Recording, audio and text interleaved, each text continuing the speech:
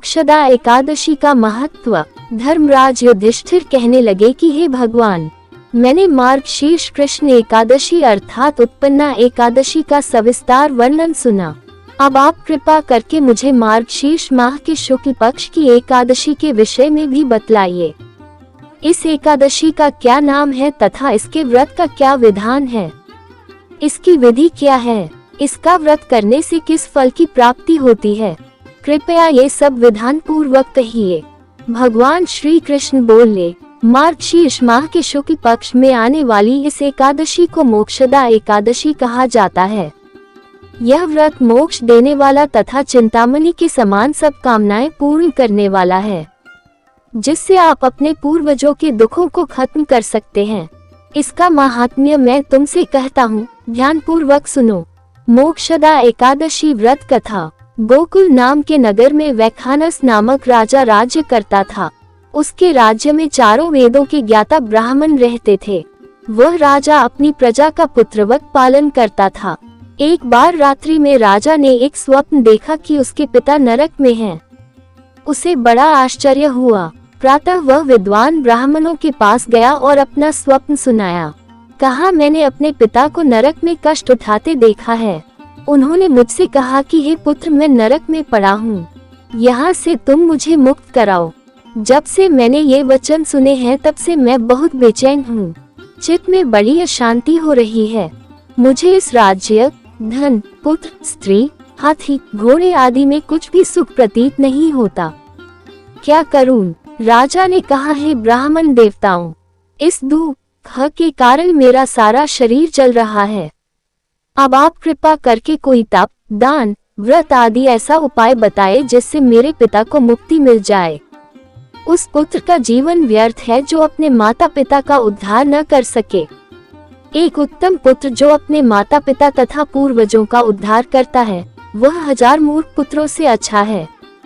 जैसे एक चंद्रमा सारे जगत में प्रकाश कर देता है, परंतु हजारों तारे नहीं कर सकते। ब्राह्मणों ने कहा, हे राजन, यहाँ पास ही भूत, भविष्य, वर्तमान के ज्ञाता पर्वत ऋषि का आश्रम है। आपकी समस्या का हल वे जरूर करेंगे। ऐसा सुनकर राजा मुनि के आश्रम पर गया। उस आश्रम में अनेक शांत चित्त योगी और मुनि तपस्या कर रहे थे। उसी जगह पर्वत मुनि बैठे थे। राजा ने मुनि को साष्टांग दंडवत किया। मुनि ने राजा से सांगोपांग कुशल पूछी। राजा ने कहा कि महाराज, आपकी कृपा से मेरे राज्य में सब कुशल हैं, लेकिन अकस्मात मेरे चित्त में अत्यंत अशांति होने लगी है। ऐसा सुनकर पर्वत मुनि ने आंखें बंद की और भूत विचारने लगे। फिर बोले, हे राजन, मैंने योग के बल से तुम्हारे पिता के कुकर्मों को जान लिया है। उन्होंने पूर्व जन्म में कामातुर होकर एक पत्नी को रति दी, किंतु सौत के कहने पर दूसरे पत्नी को ऋतुदान मांगने पर भी नहीं दिया। उसी पाप कर्म के कारण तुम्हारे पिता को नरक में जाना पड़ा। तब राजा ने कहा, इसका कोई उपाय बताए। मुनि बोले, हे राजन, आप मार्गशीर्ष एकादशी का उपवास करें और उस उपवास के पुण्य को अपने पिता को संकल्प कर दें। इसके प्रभाव से आपके पिता की अवश्य नरक से मुक्ति होगी।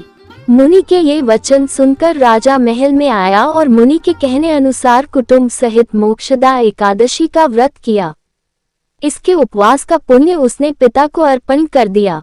इसके प्रभाव से उसके पिता को मुक्ति मिल गई और स्वर्ग में जाते हुए वे पुत्र से कहने लगे, हे पुत्र, तेरा कल्याण हो।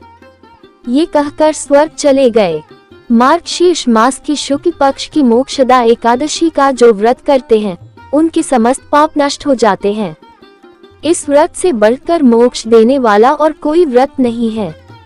इस दिन गीता जयंती मनाई जाती है, साथ ही यह धनुर्मास की एकादशी कहलाती है।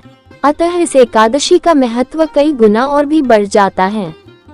इस दिन से गीता पाठ का अनुष्ठान प्रारंभ करें तथा प्रतिदिन थोड़ी देर गीता अवश्य पढ़ें। यहीं पर हमारी कथा संपूर्ण होती है। ऐसी और कथाएं जानने के लिए वीडियो लाइक तथा चैनल को सब्सक्राइब जरूर करें। धन्यवाद। जय श्री कृष्ण।